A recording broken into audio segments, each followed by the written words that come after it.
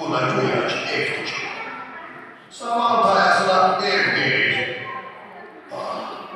Yani acanda bir bu samanlarda iyi.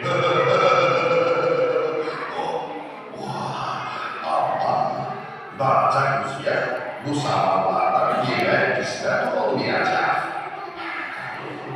Çünkü ben onu indice tutup yiyeceğim.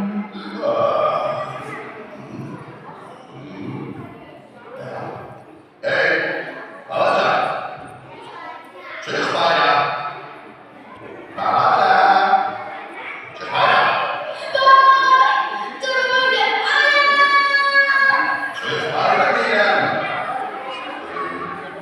Yoksa doğranan ağzıma havalı. Üfleyelim. Üfleyelim. Evde